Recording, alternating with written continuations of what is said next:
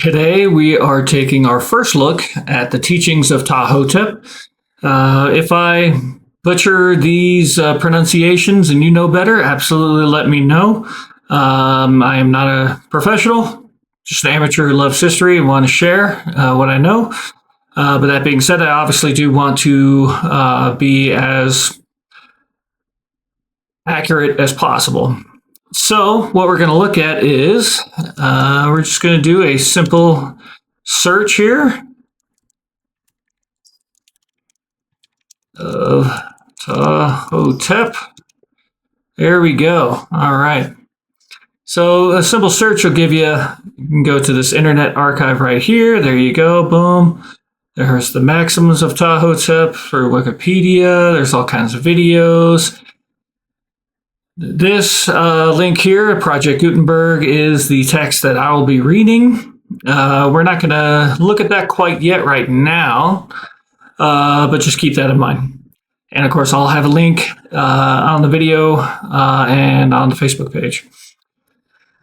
What we want to know, as it says right here on Goodreads, the oldest book in the world. Interesting. So let's take a look at what the heck this thing is. All right, so let's look here. So what we want to do is want to figure out kind of the chain of custody, right? So where does this text come from? So what we want is the oldest extant, right? Because that means it is in existence, not extinct, right? Which would be not in existence. So oldest extant copy of the teachings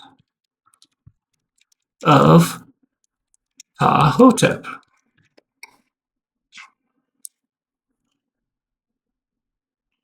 And we get some of the same kinds of things here.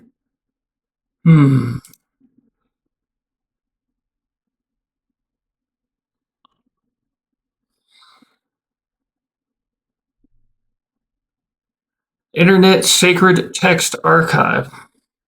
Let's see what that has to say about it.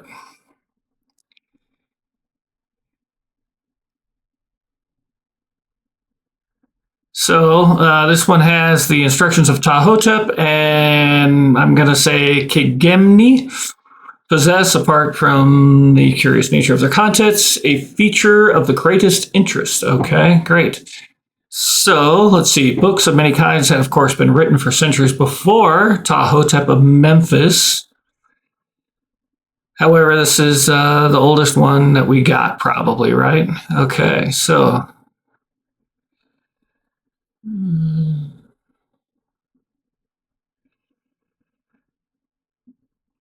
that's pretty wild there. BC 3550. So a little bit of easy math on there. We're looking at about 5576 years ago. So getting close to 5,600 years ago. That's pretty wild. Let's see. And that goes into the text.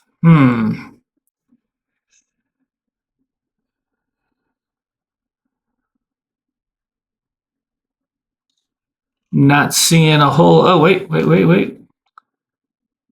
Yeah, that's no good. We don't want that. All right, let's go on back. See if we can find.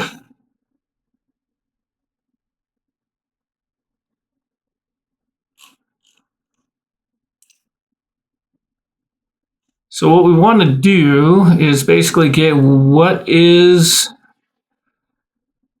the oldest extant actual manuscript. So this is a book, right? So we don't want this. This is a book from 1918. That's fine, but that doesn't tell us, like, how did they get the book? So to keep looking.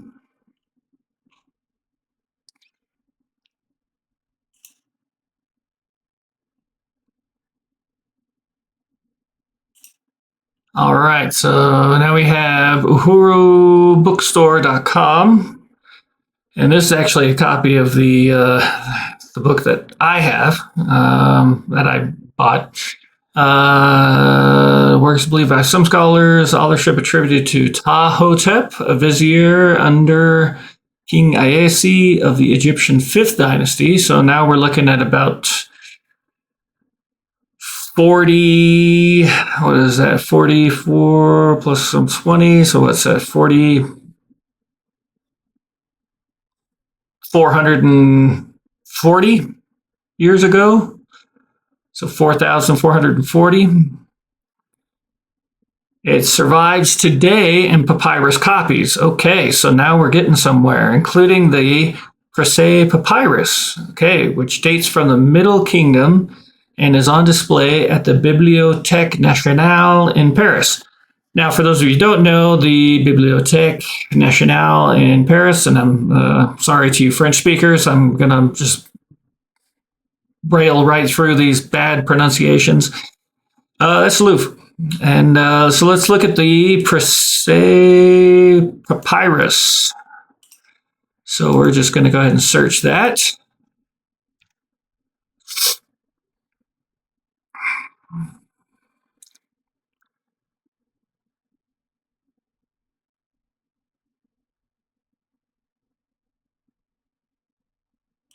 Okay, let's see. History of information. There we go. So the Ptah papyrus, perhaps the world's oldest literary manuscript. So circa, so that means about, right? So we got about 1800 BC. So if we're looking at, that's already about 600 years or so after this would have been written. Not the Ptah papyrus, but the teachings of Ptah Hotep. So this is a copy, obviously, about 600 years after the original. So that's what we've got.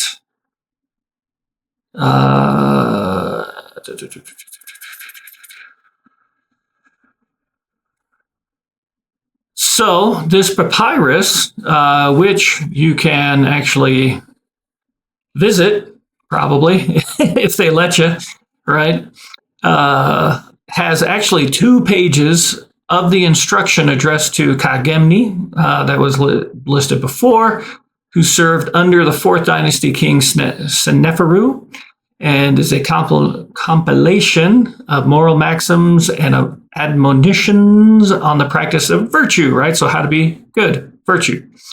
The conclusion of the instruction addressed to Kagemni is followed by the only complete surviving copy of the instruction of Ptah Hotep. So what this is, the Ptah papyrus, is the only surviving copy of the instruction of Ptah Hotep, which is still pretty wild. You got to think about this, 1800 BC. So this papyrus is, what, almost 4,000 years old. This is 2000, so that's, we got what, 3826, 3,826 years old. That's a long time for a papyrus to be around. And this looks like this would be a copy of what this looks like. This is the Ptah papyrus. Bam, look at that. That is pretty wild. So let's see if we can actually find this, because, you know, this is just the history of information. Maybe there's a little different one. Let's see what this one has to say. This one is PDF.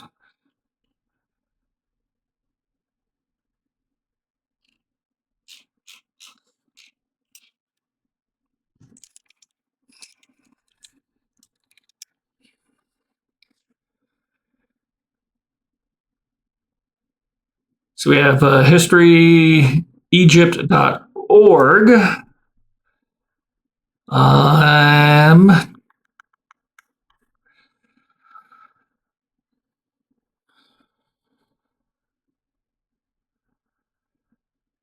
Was named, so the Ptah papyrus was named after the French Egyptologist Emile, and I'm not even going to try that last name, so sorry, you French speakers, who acquired the manuscript in the 19th century, so that would be the 1800s, which would make sense. You know, you got Napoleon and whatnot tromping around that area. It is believed to have been discovered in the late 19th century in Egypt, although its exact provenance is uncertain. So this is another thing to consider when you're looking at the, not just the historicity, but just the validity of a document. All right. So who found it? Where did they find it? When did they find it? How has it been tested? These are all important things. So this is ways to use those critical thinking skills, right? So this is a piece of evidence, if you will. And what does this evidence show me? How do I determine how I feel about this manuscript? So this manuscript was found about 200 years ago, probably, maybe 150 or so. It says the late 19th century, so that's the late 1800s. And we don't know exactly where. Its exact provenance is uncertain. It was purchased by this Egyptologist during his travels in Egypt and later donated to the Bibliothèque Nationale, where it is currently housed. Okay, well, I mean, thank you for donating it. That's very good. It is tough for things in people's personal collections to be tested, to be dated, to be reworked, to be preserved, especially well. It is very good that he turned it over to the museum because they have ways of storing this. They have ways of restoring these and testing and dating these things so that way they can stay preserved. And hopefully later when we have better methods of understanding exactly what we're looking at, other people can come and take a look and do their own tests. So that at least is a good thing that it is housed at a national museum. Hopefully the museum is doing a very good job. I would imagine they are, unless you had evidence to the contrary. They should be doing a very good job of keeping that manuscript up, especially considering that it is the only one in existence, and that's important. Some interesting other takeaways, though. So this manuscript is from 1800 BC, and it was not picked up until the 1800s AD.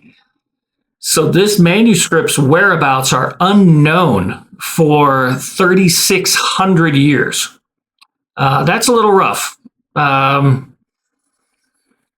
So let's see if they have done maybe some testing. Let's see how they maybe have dated it. Let's see if we can get this kind of information that can tell us, like, do we think this was a forgery, right? So he bought it. He didn't find it.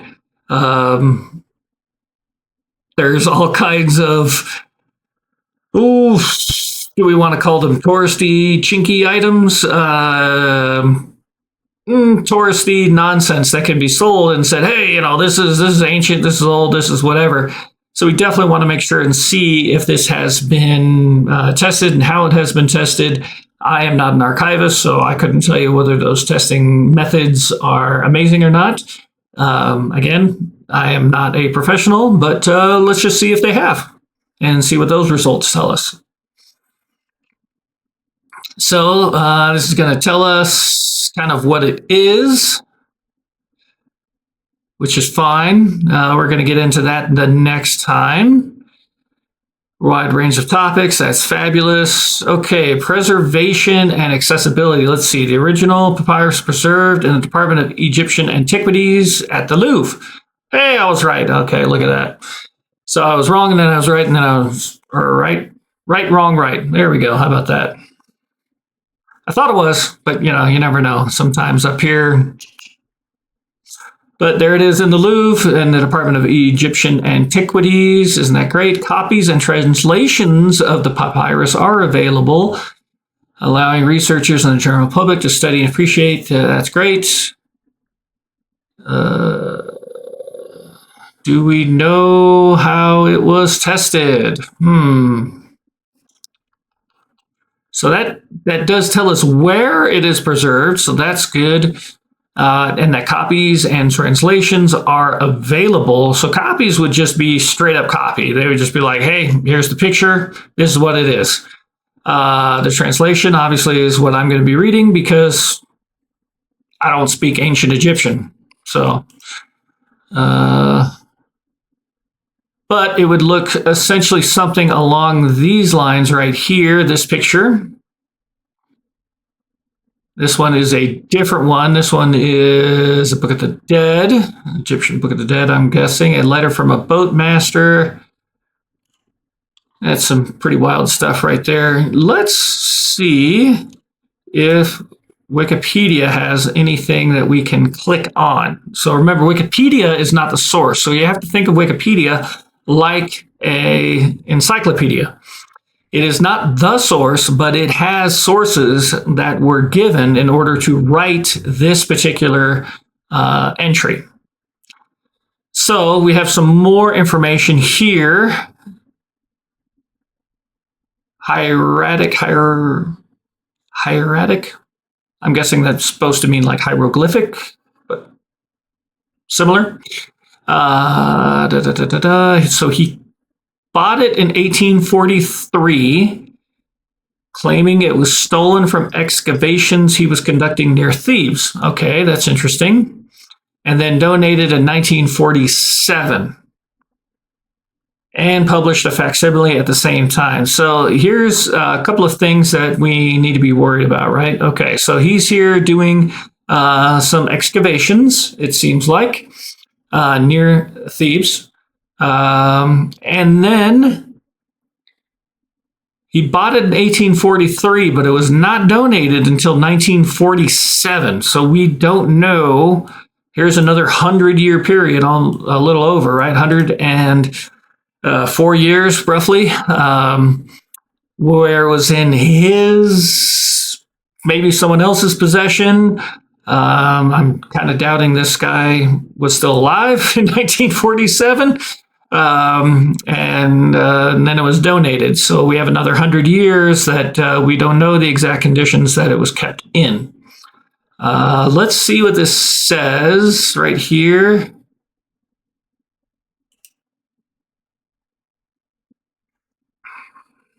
And this looks like this is going to be in French, so this could be a little fun.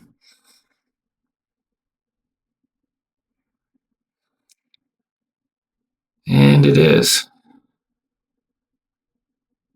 So this is the facsimile.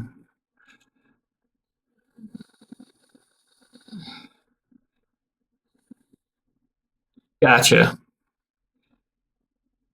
So this is what he,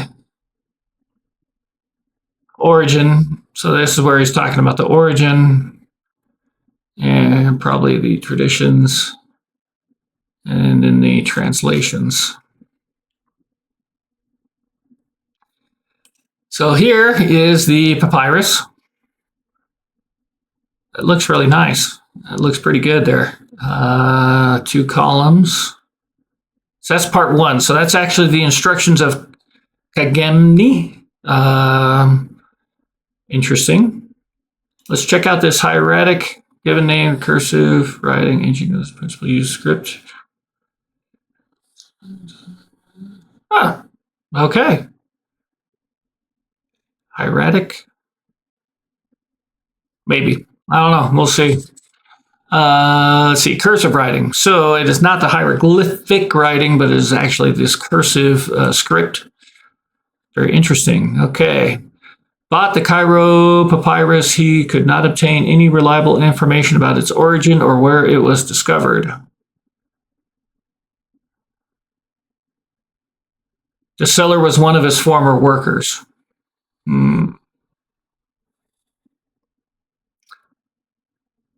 And it was part of the funerary equipment of one of the kings whose tomb had recently been discovered. Okay. If the text dates from the Old Kingdom, the papyrus is, as paleographic and epigraphic analysis of the script had shown, undeniably somewhat older than the 12th. Okay.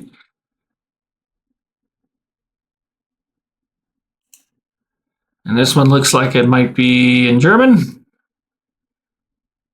Yep. So this was in 1965. So that's 18 years after it was turned over to the Louvre.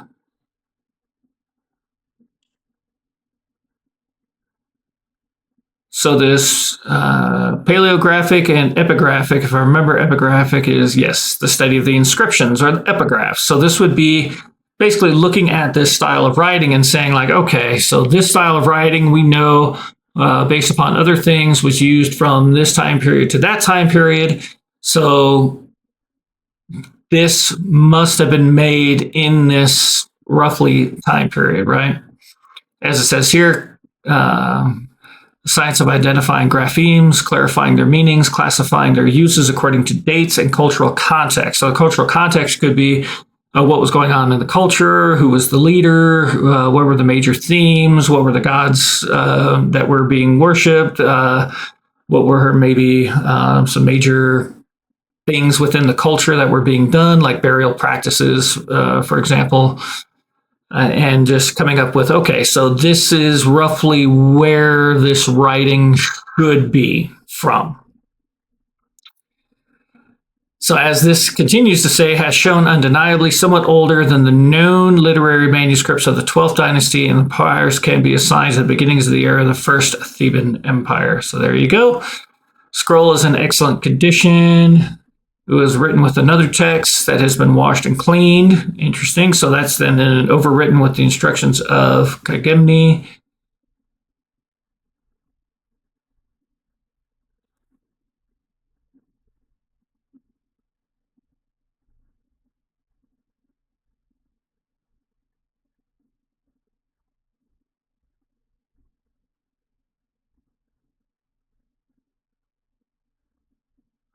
So the second text, the Maxims of Ptah Hotep, is known from several other copies, two in the British Museum dating to the Middle Kingdom and one in the Egyptian Museum, but they differ somewhat in text from the original per se. So these would be other documents that are not as old as the per se. So what this is basically saying is that if you were to look at the translations of different ones, right? So you have basically the script of this one, the per se papyrus, and then you compare that to the other at least three that they mentioned here.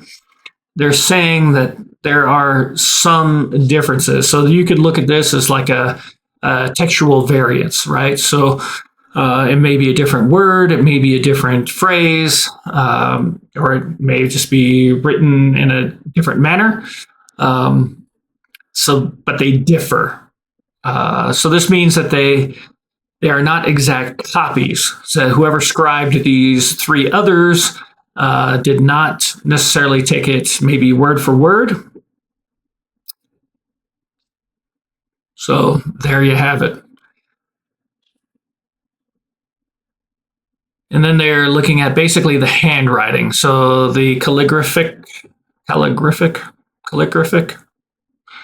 treatment shows that the scribe was a professional scribe. So basically what they're saying is this guy who did the per se apparently probably knew what the heck he was doing. Just from the handwriting alone. And so they've also looked and reached the end of a meaningful text. He goes back and adjusts the graphic form of the writing, and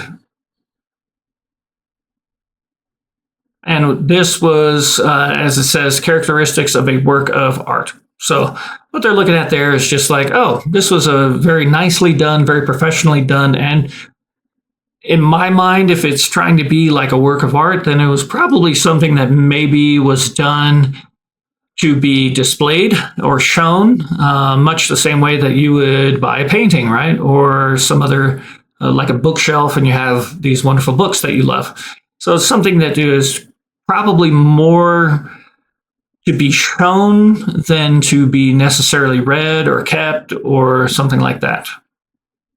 So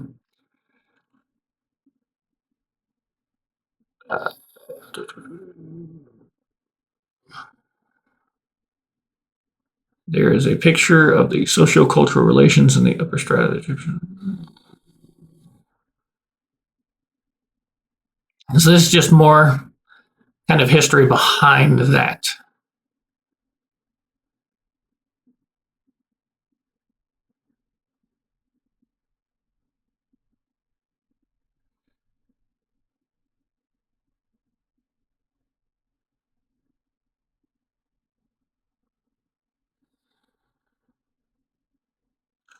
And that they had specific scribal schools.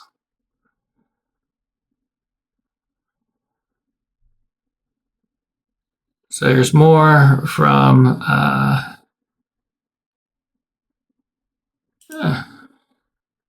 wait, which one was that? Note 1, 3.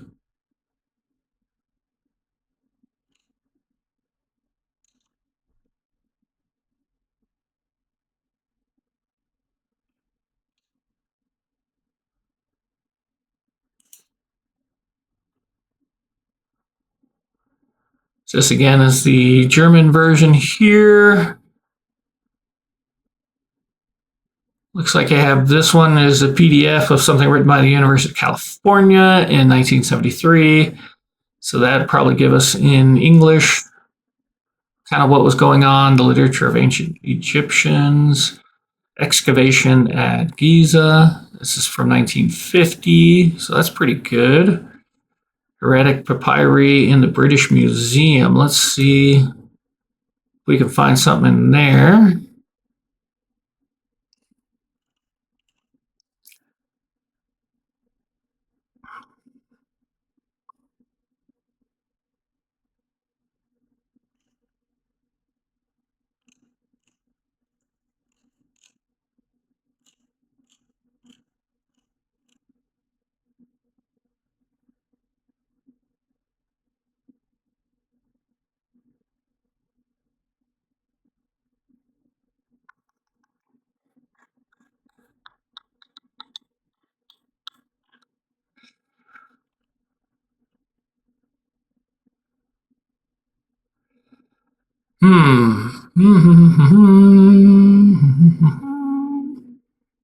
Interesting.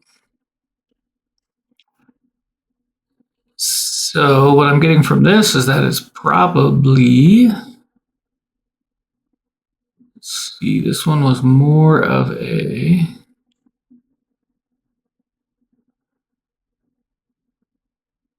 $15. Where was this note? So this was more, so that one was more talking in broadly about the scribes and the various scribal schools and kind of what it was like to do that.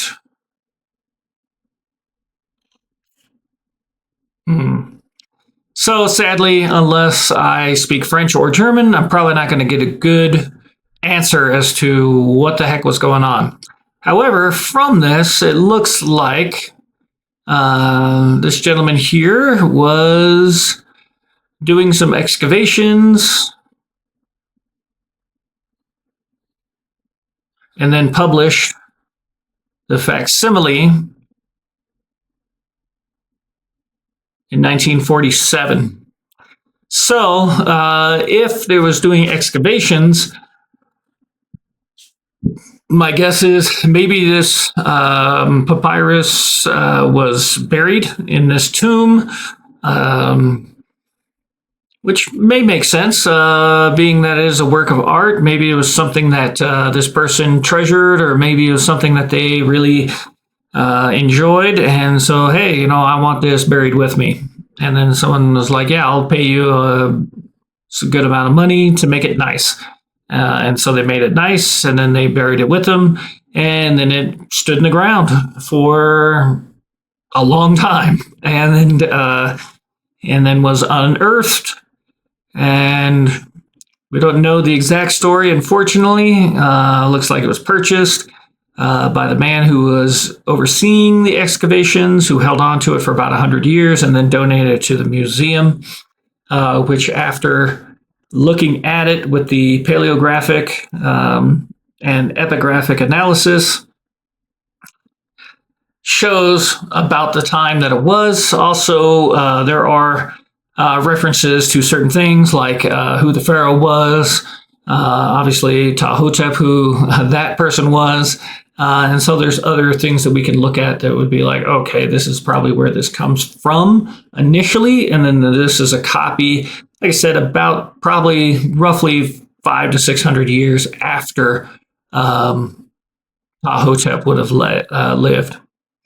So let's look at paleographic. So we talked about epigraphic. What the heck is paleographic? Paleographic. Let's just take a look. Hey, the dictionary is just terrible. Let's see. How about the National Archives? Let's see what that says about it. Paleography. Yeah. Yikes. Is a study of old handwriting. So there you go. So now they're talking about look to be illegible to the modern reader by reading the practical tips. Okay. So basically you're looking at old handwriting. And epigraphic, like I said, was looking at those inscriptions. So we're looking at the paleographic and epigraphic analysis. So do we think that, so as this one says, the science of identifying graphemes, clarifying their meanings, classifying uses according to dates and cultural context, drawing conclusions about the writing and the writers. So we're looking at, one, the handwriting, that's that paleographic, and the epigraphic. And so the epigraphic just is kind of, what is this telling us about? Do we think that is a good way to date these things? It's tough, right? So if we have pretty distinctive either handwriting or epigraphic telltale signs that we can date pretty confidently by perhaps other means, right? So if we have a history and there's epigraphic analysis tells us that, oh, well, this happened, they were inscribing this way under this king. Okay, and we know that because of the histories, okay, and we can pretty confidently date that, then at least it gives us an error bar, right? It gives us a time frame, a frame of reference. And then we can say, well, we haven't seen anything like this before, or after rather, after this epigraphic situation. So it must be older than, unless we find other evidence that to the contrary. Same thing with that paleographic handwriting, right? So people wrote in different ways throughout time and place, and we can take a look at the way they wrote and determine that, oh, this was very common during this time period. Here in the United States, you could look at, for example, cursive. Cursive is very rarely used by most writers nowadays, I would imagine. I don't have data on that, so I'm just pulling that out of my rear end. I could be completely wrong. But I believe that cursive is probably not used very much now. So we could look at something that was written in cursive and say, well, it's probably older than this. We could also take a look at the events mentioned in the work. For example, if they said, oh, 9/11. Okay, well, then we know it's probably close to 2001, right? Or if it mentioned who was president, for example. Oh, they mentioned Ronald Reagan as president. Okay, so we know it's probably in the 80s. So those are ways that we can take a look. Or if they mention like a gas shortage, or if they mentioned driving in cars. Well, we know that cars didn't come into general use until a certain time frame. And so then we know that, okay, it's got to be probably after this date. So that is how the analysis works. So what we've got that we will start reading next week is a roughly 4,400-year-old story, the maxims. So this is basically like the sayings of someone who lived at that time who was an official under the pharaoh. And the oldest surviving manuscript we have is from about 600 years after he lived, and it was most likely in the ground for about 3,600 years, and then discovered. A little bit screwy on that one, but from what we can tell, maybe checks out. I would not think that the Louvre would just be like, yeah, no, this is fine. I'm sure that they have had it tested a variety of ways and had many people look at it. And this gentleman held on to this manuscript or this papyrus rather, for about 100 years before it was donated to the museum. And for the last about 80 years, it has been at the Louvre. So that is the history of this particular manuscript. And we'll go on to actually reading the dang thing next week. So until then, be excellent to each other, and we'll see you then.